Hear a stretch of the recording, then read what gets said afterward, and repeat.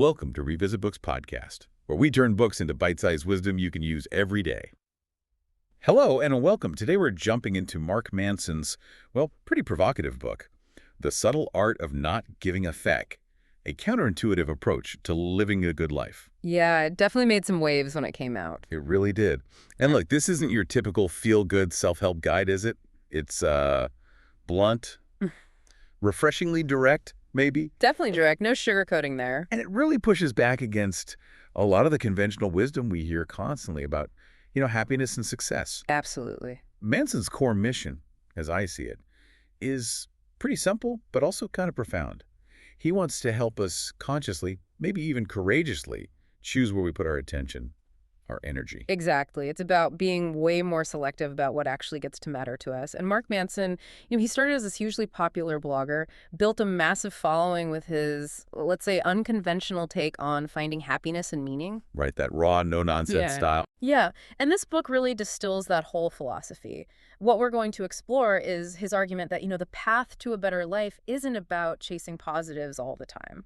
Or just becoming totally indifferent, right? Right. Which some people might misunderstand. Precisely. It's not about apathy. It's about making very deliberate choices about where not to invest your energy, your emotional bandwidth.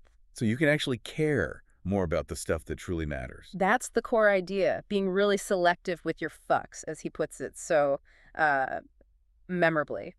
Okay, so who is this book really for?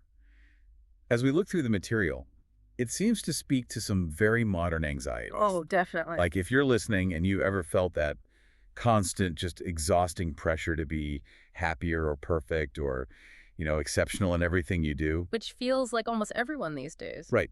If you find yourself doom scrolling through social media, comparing your behind the scenes to everyone else's highlight reel. That constant comparison trap. Or if you're stuck in those awful cycles of anxiety or guilt, feeling bad about feeling bad, Manson's got something for you. He really cuts through that. It feels like it's for anyone seeking a more, authentic, less stressful way to handle life's bumps and bruises. Someone wanting insights that aren't just platitudes. Yeah, insights that cut through the noise. It's for anyone ready to maybe shed some superficial concerns, those external pressures we all feel. And face some uncomfortable truths. Exactly. Confronting truths about yourself, about the world. Manson definitely offers a path to genuine self-improvement, real contentment. Even if the advice feels kind of backwards at first. Especially then, it can feel jarring, almost counterintuitive. But it's about resetting your internal compass towards what you actually value deep down. Not what society or Instagram tells you to value. Precisely. It's a call for some real, honest thinking about what matters to you. Okay, let's dig into one of the big ones then. This idea he calls the backwards law. It's pretty central, right? Sets the stage for everything else. It really is foundational, yeah. He says the desire for more positive experiences is itself a negative experience. Can you unpack that a bit? And how it connects to choosing your suffering. Sounds intense. It does sound intense, but it makes a strange kind of sense. So the backwards law, what Manson's getting at is the more you desperately chase something, like happiness, the more you're actually highlighting its absence. Oh, right. You focus on what you don't have. Exactly. You become super aware of the lack. The more you want to be happy, the more you notice everything that isn't making you happy, and the chase itself just creates anxiety. So pursuing happiness makes you less happy. Kind of, yeah. He argues the only way to really find it is to stop obsessing about being happy and instead find something else, something meaningful, and pour your energy into that. And that leads to choosing your suffering. Directly. Because problems, according to Manson, are just a constant. They never really go away. They just get exchanged for different problems. Like upgrading your problems. Sort of. So real fulfillment, real happiness isn't about avoiding pain or problems. It's about getting good at solving the problems you actually choose to engage with. Finding problems you almost enjoy solving. Or at least find meaningful. Yes, or finding pain you're willing to put up with for something bigger. That's the key shift. That flips the script, doesn't it? Instead of, what do I want to enjoy, it's, what pain am I willing to sustain? Exactly. And he gives those great examples like the soreness from a good workout leading to health, or a failed business venture teaching you valuable lessons. Right. The discomfort isn't the enemy. It's actually the feedback mechanism, the catalyst for growth. It makes the struggle seem necessary, not just annoying. Necessary, and maybe even valuable. And Yeah. his own story about wanting to be a rock star illustrates this so well. Oh, yeah. Tell us about that. Well, he talks about fantasizing for years about the fame, the crowds, the end result, but then he had this clarity moment where he realized he didn't actually love the process. The day-to-day stuff. Yeah, the endless practice, the crappy gigs, hauling gear, the constant rejection, the struggle.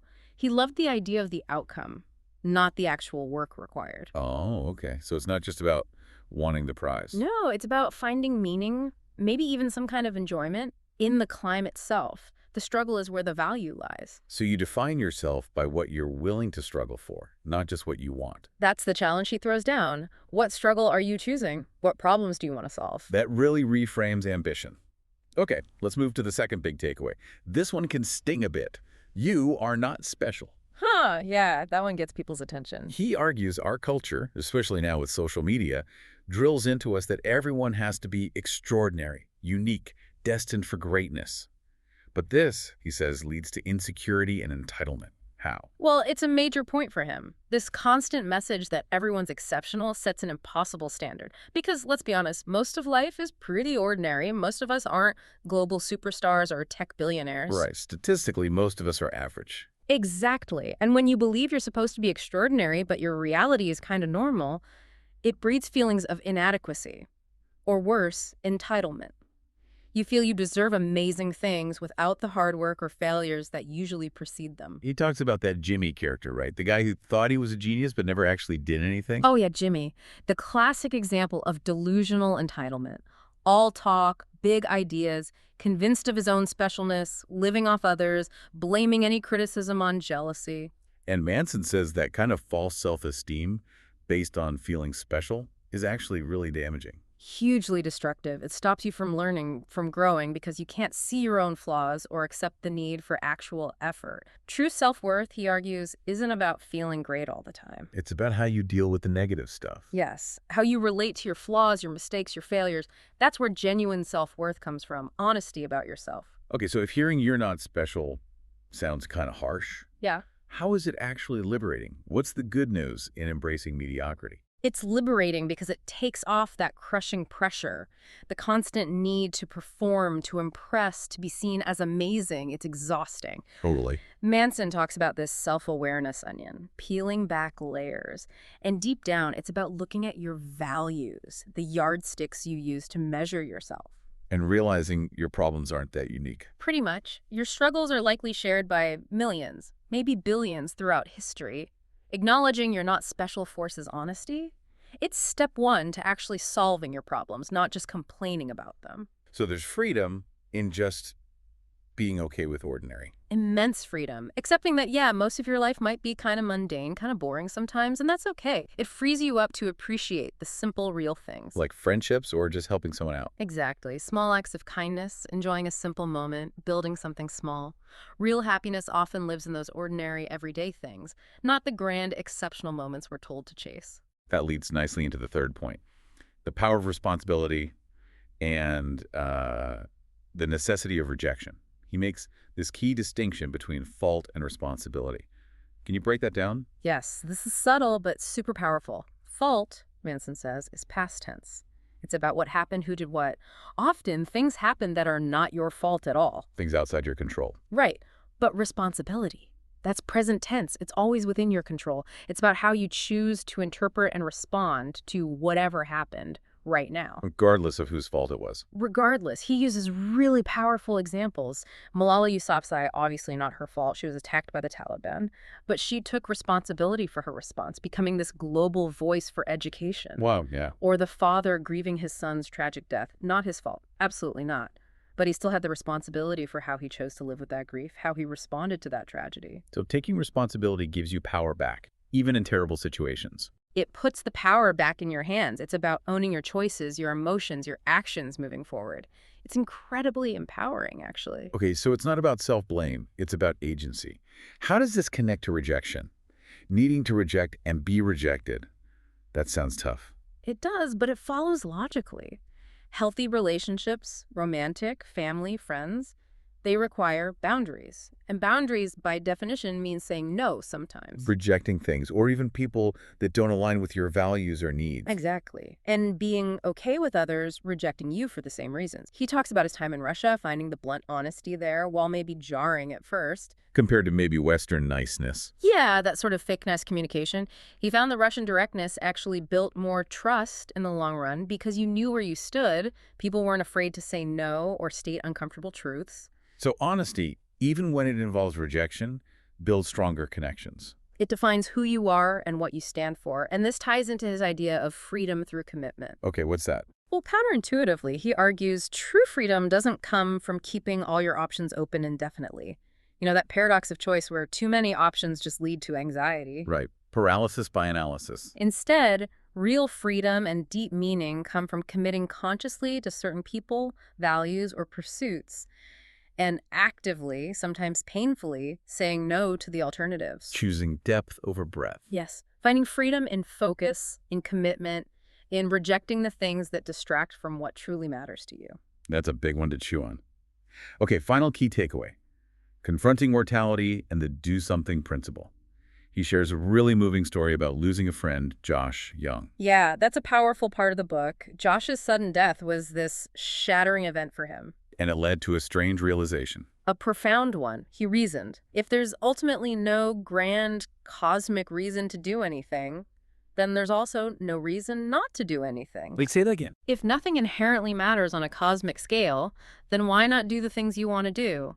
Why let fear of failure or pain stop you? There's no ultimate judge saying you shouldn't try. Okay. So it was freeing in a weird way.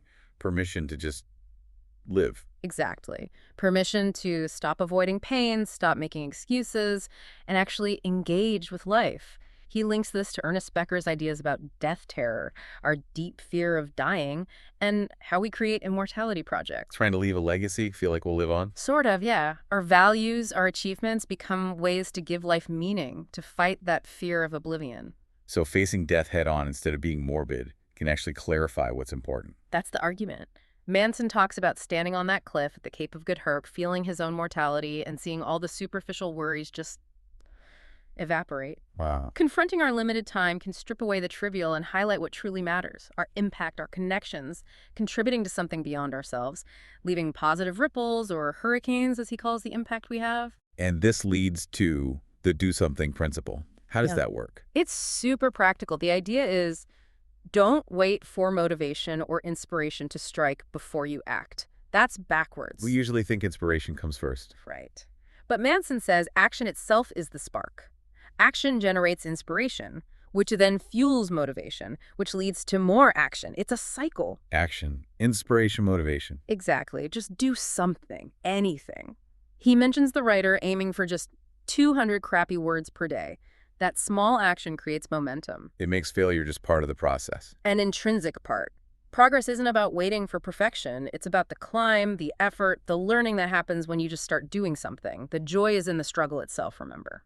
Right, tying it all back together. So, wrapping this up, what's the big message for you listening right now? It's clear the subtle art isn't about being indifferent. Not at all. It's the opposite, really. It's about being incredibly intentional, consciously, bravely, choosing what gets your energy, what you truly give a feck about. And accepting that life involves struggle, involves pain, involves problems. That's not a sign you're doing it wrong. It's just life. And real happiness comes from tackling those problems, the ones you choose, because they align with your values, not from chasing fleeting highs. It's a call to find better values, more authentic ones, which leads to that final nudge for you, the listener. Really question your values. Are they truly yours? Or are they borrowed from society, from marketing, from comparing yourself to others online? Oof, good question. This book encourages you to embrace discomfort, see it as a signal for growth, and just start doing something. Take action, even small action, based on what genuinely matters to you. For a life that feels more real, more meaningful. Exactly. Accepting mortality, ironically, can make life feel lighter, more urgent, and infinitely more precious. It clarifies what's worth your limited time and energy. That's today's breakdown. While this discussion cannot replace the book's full text, it can offer a glimpse into its teachings. I hope you found this discussion helpful, and I look forward to sharing more. Let me know what book next you want to discuss.